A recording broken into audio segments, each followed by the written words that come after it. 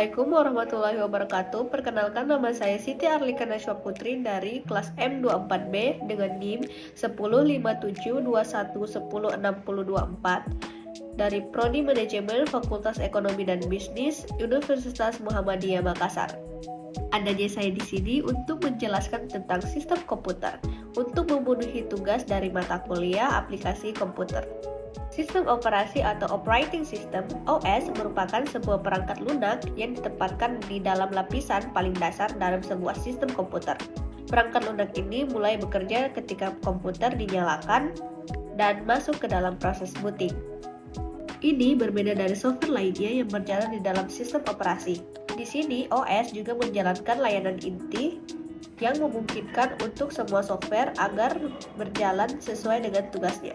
Oleh sebab itu, bisa dikatakan jika pengertian OS adalah sebuah perangkat lunak inti yang mengatur sumber daya dalam komputer.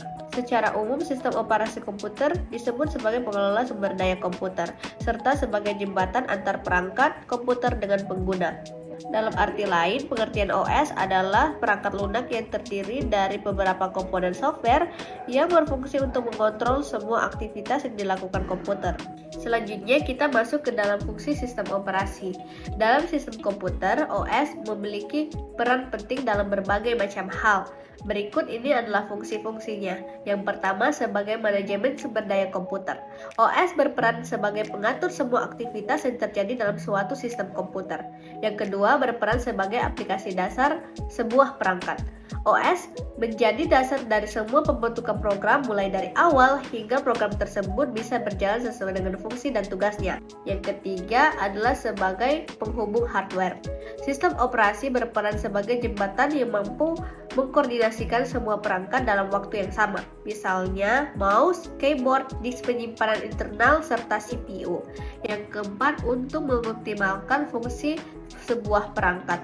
Selain fungsinya sebagai penghubung antar perangkat keras dan perangkat lunak, OS juga dibekali kemampuan untuk mengatur serta mengendalikan fungsi dari suatu perangkat. Yang kelima adalah mengatur sistem kerja perangkat. OS mampu mengatur atau memanajemen sumber daya komputer dengan sangat baik. Yang keenam atau yang terakhir adalah antarmuka pengguna intuitif. Fungsi selanjutnya adalah sebagai fasilitator antara komputer dengan user. Selanjutnya kita masuk ke dalam jenis sistem operasi komputer. Ada banyak jenis sistem operasi komputer yang digunakan, seperti Microsoft Windows, Android, Linux, dan iOS. Selanjutnya adalah cara kerja sistem operasi komputer. Banyak orang tentu merasa penasaran bagaimana cara kerja sistem operasi dalam sebuah perangkat komputer, seperti penjadwalan tugas, manajemen memori, inisialisasi sistem, serta pengelolaan sistem file.